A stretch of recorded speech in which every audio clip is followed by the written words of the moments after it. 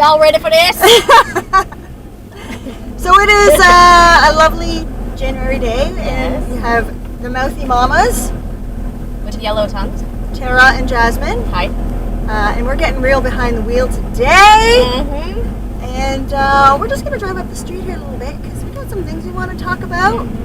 But we have a friend from away, Terra.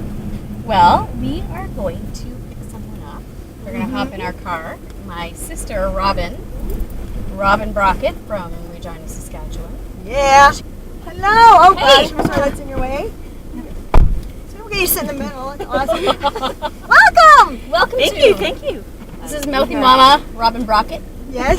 as we said earlier. We're here for a visit. And I feel like your visit maybe is a part of the conversation we want to talk about today. Yes. Would you say? Yes. Yeah. So we invited Robin, and we wanted to talk about something that we're all interested in. And Robin brought up the topic Self-love. self-love and what it looks like, and maybe how do you do that? Yeah.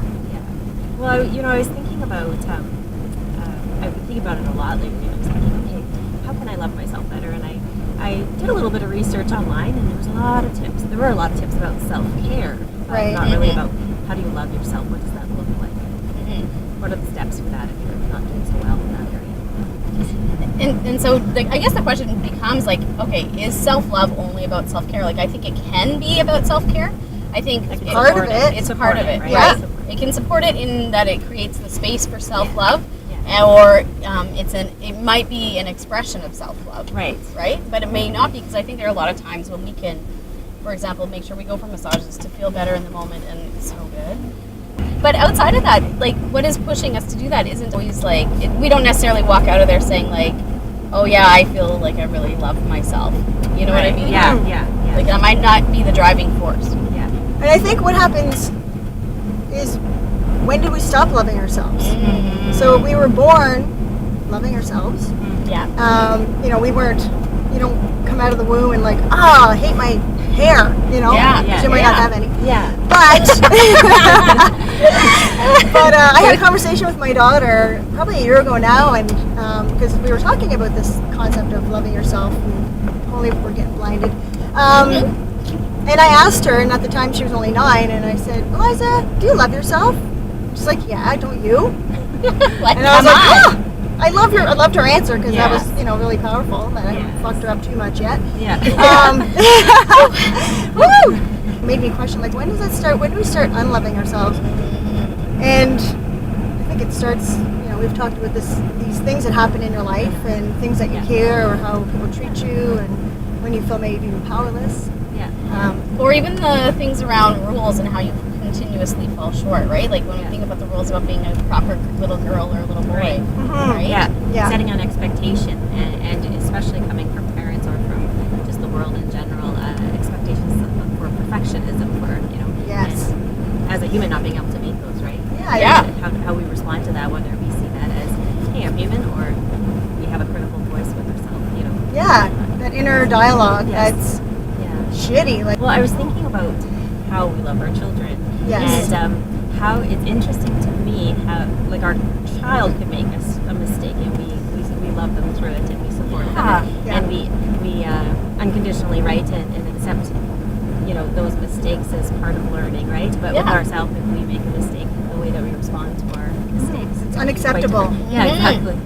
How could we you be turn so it off. stupid? Yeah. Yeah. We're turning off our ability to accept our humanity, right? Yes, exactly. Somehow. It's can't be part of who we are. Yeah. So why aren't we treating ourselves The same compassion. with the same compassion as the little girl that we once were before all the stories happened?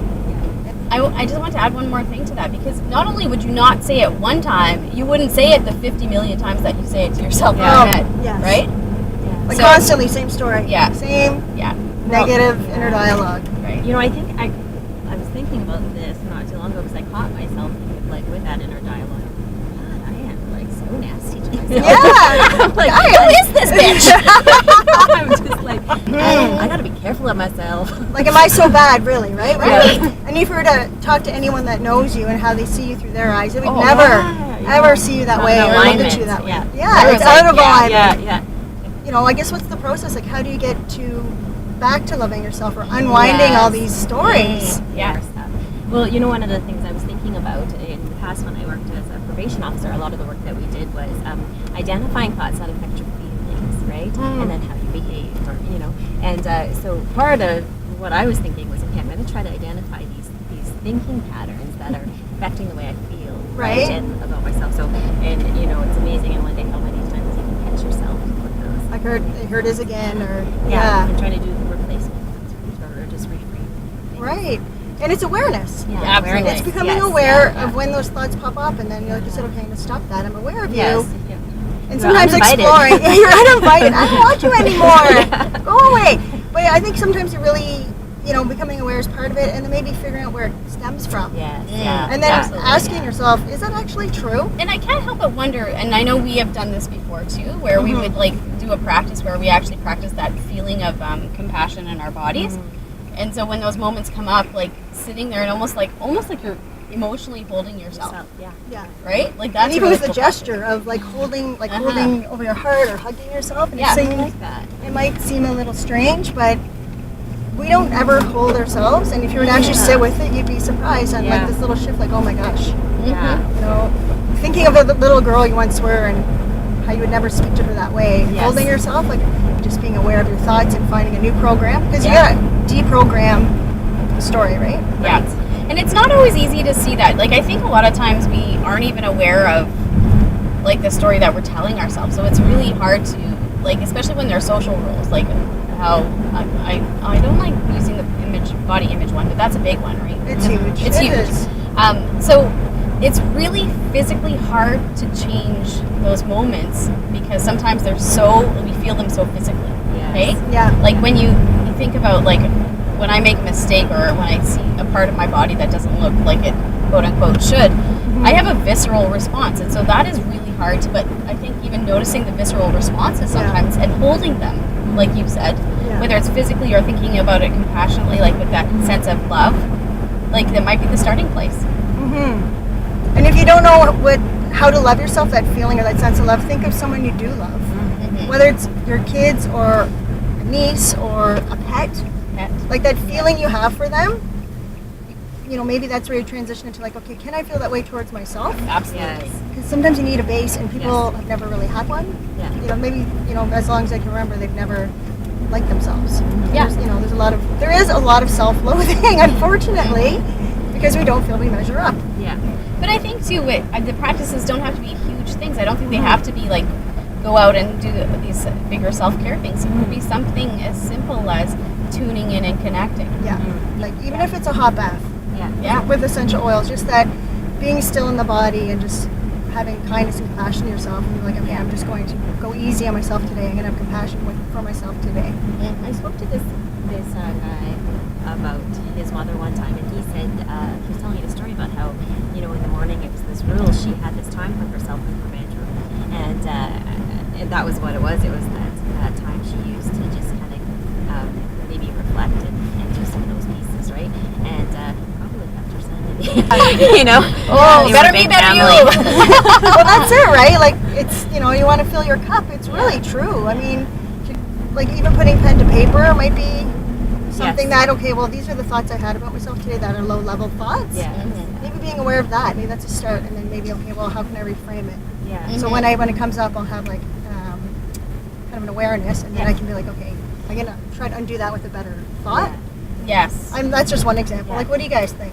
I think that's a great exercise. I've tried to do a little bit of that. And you know what else? Just looking at, I love to look at quotes from other people. Yeah. Just kind of motivational quotes. Yeah, about, yeah. in terms of relationships with yourself. And, Right. And I found that useful too. I read this book a long time ago, and it was The Four Agreements. Have you ever read that? Yeah. Yeah, and I found for me, it really resonated because it allowed yourself to be human. Yes. Yeah. And Yes. I wish I could remember it. I'm going to do it now. You guys say it. Oh, me? Who, me? Yeah, you. Who, me? Okay, I'll try to do this perfectly. No pressure. Okay, so be impeccable with your word. Yes. Don't take anything personally. Don't make assumptions. Always do your best. And those are the four agreements. Yes. I love it. We got it. I think the thing with that too is I think these are things to strive for, and I love them. Yeah. But I think too, part of the loving yourself piece is also reminding yourself that you will probably fall short at some point on these things. And while there's something to strive for, we also have to allow for the humanity. And this isn't to like allow you to get away from being a good person, but to allow you a little bit of softness when you make a mistake, and Yes. even with that, right? I think. Absolutely. Because I think a lot of times people misunderstand self-love as like thinking you fucking rock it all the time. It's Right. not. I think it is No. that. I think that compassion for your piece for yourself is really important. For when you do screw up, or when Yes. you do feel like, Yeah. oh, I could have done that better. Yeah. Well, that was your best in that moment. Yeah. Exactly. Yeah. And You know, and then next time you're aware, and then Yeah. you can. It doesn't mean you're not lovable. That's Yes. right, and that's Oh, it. I think yes. that's the thing. We don't feel lovable, Mhm. right? Yeah. That's a good point. So, what do you think? Like, what do you think we could kind of maybe give people food for thought in regards to like something they can do for themselves? Even like 3 things. Okay. So what could it be like? Just starting to notice those moments. So like you said, an awareness. Notice the moments when, the saboteur comes out. Yes. The saboteur. First thing I would say is like maybe start to pay attention to when the saboteur shows up, because I think the moment that, at least for me, when I notice it comes, it softens whatever's coming up. Right. Do you guys have that experience? Yeah. Or no? Yeah. I don't know. So that would be one thing. What about you?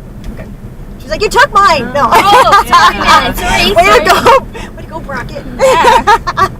Always still in the thunder. Acknowledging it, and then also, like, again, I talked a bit about those replacement thoughts, like challenging it. What is it? This a truth or a lie? Yes. And Yeah. then reframing or having a replacement thought for that. You know what I mean? And Yeah. I find that's sometimes where I get my peace from. Is it? On Okay. that, yeah. I think one you should practice maybe is masturbation. That is also the best form of self-love. Okay, I'm kind of sort of kidding. But it is. I'm not kidding. I'm actually not kidding. That's going to be a whole nother show. That's a different joke, but that is the truth. It is It true. is the It truth. is self-love. It I really try is. more of that. Get to know yourself. Hey, man. Think about this. I don't know if it's so true now, because I think, at least in our parenting experiences, we don't discourage our children. I don't even know that our parents would have discouraged us either, but I know there's that sort of sense that it was not so good to do, or it wasn't a good thing to do when Right. we were growing up. I feel Yeah. Yeah, like there's shame. There was Yeah. shame. I had to. Like when I was younger, I used to pray. I don't anymore, but. But I just remember being like, "This will be the last time." This will be the last time. I promise I will never do it again. And then it was next night I was praying again. There's a lot of praying through puberty. yeah, right? And that's it. It's the truth. Yeah. So, but I think that's interesting, because now we're very pro masturbation, Yes. and I think It's recognized as healthy. healthy. Yeah, Normal. absolutely. Yeah, anything that you have found or used yourself to sort of reconnect or move into a more compassionate space with yourself, or I guess it's just what kind of path have you taken to love yourself? Yeah. Sure. Music is a way people can connect to I feel themselves. like totally. And then we had some favorites that sort of ourselves, I think, that have impacted us and really shifted how we see ourselves. And it's funny because my favorite book is by Tara Brach, not to be confused with Tara Brockett. And then we talked about other ways is sleep and meditation, eating well, nurturing your body and your brain. This is not the best way of self-love, okay? But it's a fun way, Oh, yeah. which is drinking. So like, subscribe to our YouTube channel. Oh, yes. We're getting better at this. Yeah. It's a work in progress. Tell the world about the Mouthy Mamas and getting real behind the wheel. And thank you very much, Robin, for contributing and being a part of our shit show. Yeah. It's a good Thanks show. for It's a having gong me. show. Yeah, thanks for joining us for the Gong Show. Oh, you wait. This is the kind of shit you want to do. And it'll knock the doubt out of you. Welcome. We have our classy.